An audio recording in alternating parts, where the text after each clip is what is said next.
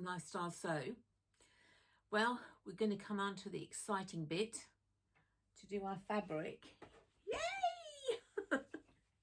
Well, it's the most exciting bit or it's the most worrying bit. Probably a bit of both. So our pattern number is 144 and it's in the supplement 308. And if you do like this video, please subscribe. Or if you find any value in it, please subscribe, I should say. So what we need to do to start with, do our stay stitching. So we're going to do stitching, that's just around the armholes and down the V of the blouse. I actually kept all my blouse intact because I think I'm going to do a false a placket on this. I will see as we go along. I might have to cut it in half, but that's my plan to start with anyway. See, I've done all the stay stitching.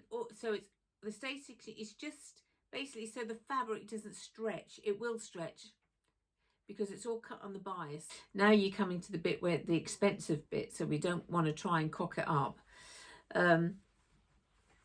So hopefully you've got all your grain lines on your pattern. You've had a look at your grain lines. If you haven't put them on your pattern, just have a quick look at your pattern, have a look where they are, quickly put them on your pattern so you know when you've cut out your fabric where your grain lines are.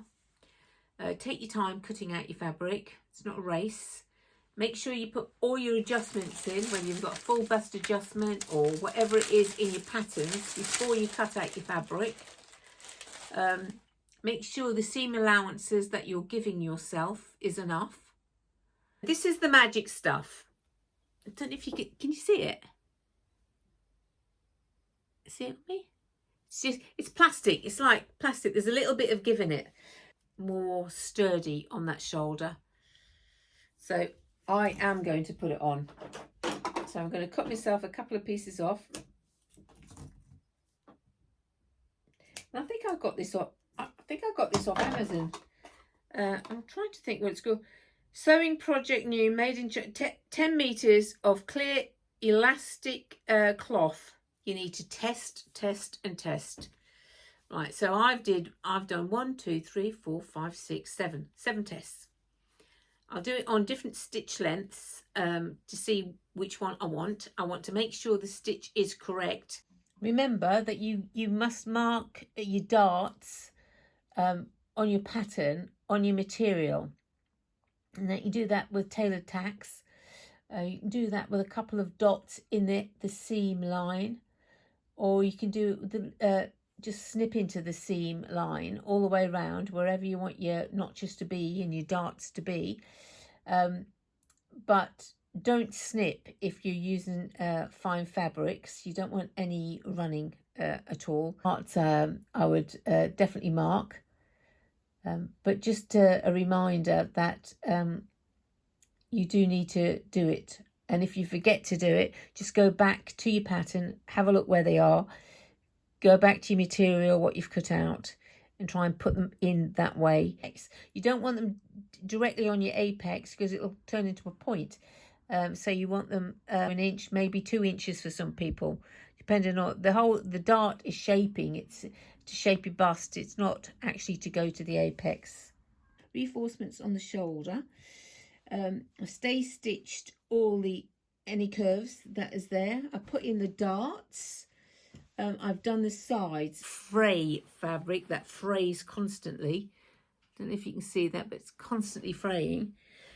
You've got to find a way of stopping that fray. Now you can do it with an overlock around the edges and then sew normal on your seam allowance. That's perfectly acceptable. It's in this. I've checked the fit on this as well. Well, there wasn't much to check really because I'd already done it. I did mess up my bust darts. Really did. One was lower than the other. I've got the markings wrong, and that's a classic case. You know, just unpick it, redo it. It's not the be and end all of things. It all works out in the end to me. Sewing. You know, you're going to make some mistakes as you go along. You just don't get frustrated over it. It's annoying, but you know, that's it. Sometimes we knock something out and it's absolutely perfect. Other times we have all sorts of problems with it. So it's, and they go in the bin. I do that too. Most of the time with that, it's a fabric issue. There's two arms, two sides to the arms, because remember we cut it in half. We added seam allowances, and I've sewn all the way down to, I would say, about 5 inches off the bottom, 4 inches off the bottom, because part of this is going to be seamed back. So we're actually going to press, that's the seam, we're going to open the seam, we're going to press that down on either side. But there may be a way that I'm actually going to put a false cuff on this. So you'll have to bear with me for a moment, because I really have to think about how am I going to do it. But I do quite like false cuffs. Nobody knows the difference. They look exactly the same. But we haven't actually sewn a cuff on. We've just taken this up in such a way that it creates a false cuff. So you can't actually go wrong when it does that, really. So there's the arm. So I'm going to iron over your roll. If you haven't got an arm, you will use a rolled up towel tight to try and create a hard, you know, as hard as you can, so you can just put your seam on it. This is what it's about. Now you're into dressmaking, you've got to have the tools of the trade to make things easier for you. You can do it on a flat surface, it's not the same. So I use an ironing cloth, which is an old hanky, a cotton hanky. So it's a nice seam allowance, it's the same as what we've got there.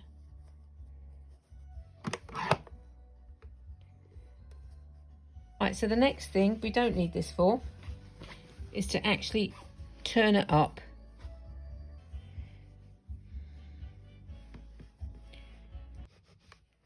And now I'm going to iron it up again.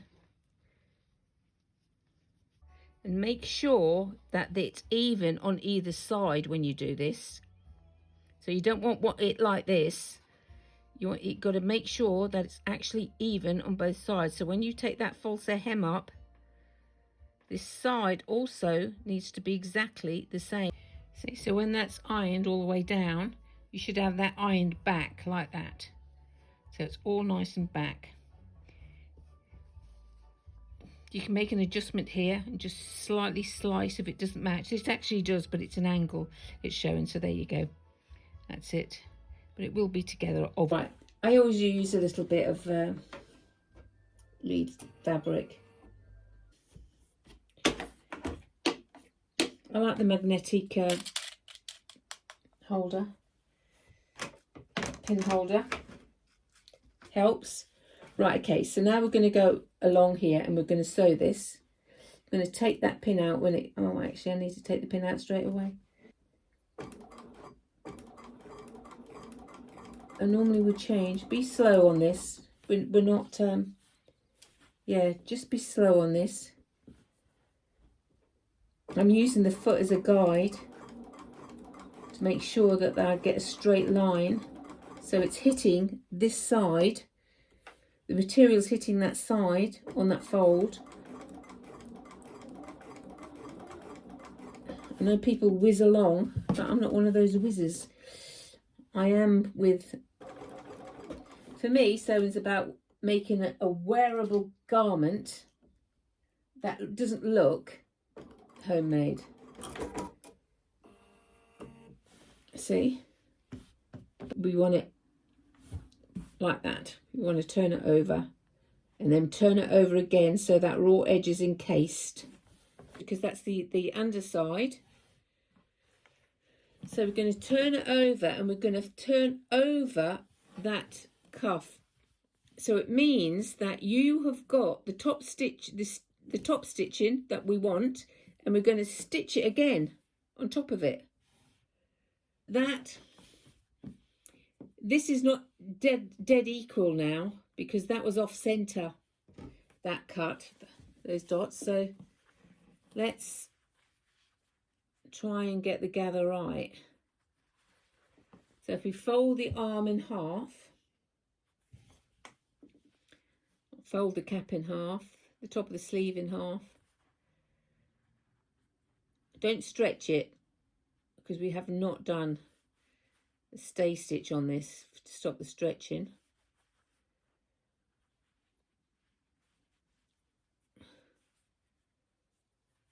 So it's going to be about there, and I'm going to put a tiny little nick there, just a little nick, just to let me know it's there. Right, so now I know that that's the top. There is it. That's the actual cap of the sleeve. It's not this. This is the cap of the sleeve here. It's about 2 inches down. And we just want to do running stitches where it takes the curve here. So you've gone up the curve. As soon as it's going to start and go around a bend, like here, that's the point where we want 2 rows long, the longest stitch you've got, because we want to gather her. So, and long tails on either end, all the way around, basically to your cap here. It doesn't matter if it's not 100% or whatever it is. It's, you know, the whole idea is we've got to ease this into our arm. So, and all the finishing on here, this will be done when we start doing everything else. So all the other finishings, there's no point changing the foot for one thing. I didn't iron this properly. Need to iron that really. We're going to go and do that now. Now we have to put some gathering stitches on the top. Right, so we've done our gathering. I found it was only a little bit of gathering actually. I over gathered and then realized actually there's not much to gather. So you put your arm, how I do mine is I've got the wrong side facing me, and I put the arm inside, so you've got both right sides facing each other. So all I'm seeing is the wrong side of the arm and the wrong side of the actual top itself. Pin it in evenly all the way round. You'll find at the center under the arm, pin that first, then find the center of the arm and pin it to the top of the shoulder, and then just pin evenly around. And as I'm going round, I'm going to hold it and make a few adjustments as I hold it going round, making sure that's smooth.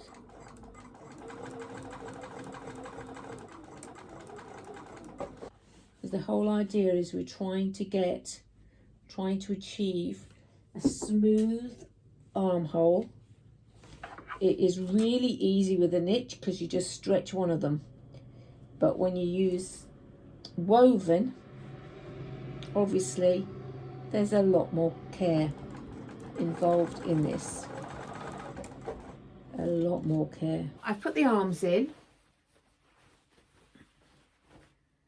which actually that's great, so I'm very happy with that. Remember, if you do get a little pucker on your arms, the tiny weeny ones are going to iron out anyway, so don't worry about that. But if you get it really caught or something caught on it, just turn it over and unpick some, you know, about 1/2 inch one way and about 1/2 inch the other way, so you've got some room for it to actually ease in again, and then put it back onto your sewing machine. And if you've got to do it 4 or 5 times, do it 4 or 5 times. Don't just give up. You'll get it. It will come. Experience will tell, oh, I might have to unpick it a little bit more. You don't have to pick just the little tiny bit that you've actually done. That's all you're worrying about. Okay, so now we're going to put the collar on. Now there's many ways of, people do it different ways. This is how I do it. It's not that this is the right way to actually do it. Some people might have put that collar on flat before putting the arms in. You know, I don't do it like that, so I mean, sometimes I might, but most of the time I don't. I might change my mind about the collar when I go to put the collar on. I might think, actually, I don't want the collar that stiff. I don't want buttons going down the front. I'm not actually sure I do want to have it like that. So quick change of the top. Spilled something down myself. Right, so I've put some interfacing on the facing.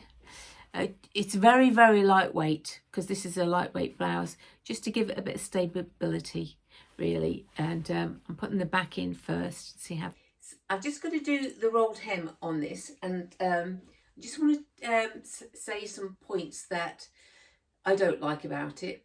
The fit is amazing. It fits great at the top. It feels great on the shoulders. Incredible movement. It's tucked right up under my arm like it was as if it was a knit, which I like that because most blouses are actually a lot lower. It has a much more thinning effect on you if it's tucked right higher. So that's the back is beautiful. The round back adjustment that I did and the sway back adjustment. I've done a bust adjustment on this. I don't like the arms with the little splits, so those will get sewn up. I'll just sew those up. I'm not too over keen at the length either. I prefer my to be maybe 2 inches shorter. I've put a small cuff on this because it's so fine. You know, the outfit's so fine. But this is quite clingy material as well, so it actually clings to you a little bit. That I don't like so much, fabric wise. I don't like it that it's actually, I don't need it really because it's sticking to my tummy. Well, not much of a tummy really because I've got a flat tummy, but it's sticking to me. I need something, I need a little slip or something underneath to stop that happening. The neckline is the problem. Now this neckline it's quite wide for this type, for this material. This neckline's there's nothing wrong with the pattern, let me just say. Okay, it's the collar that I have an issue with.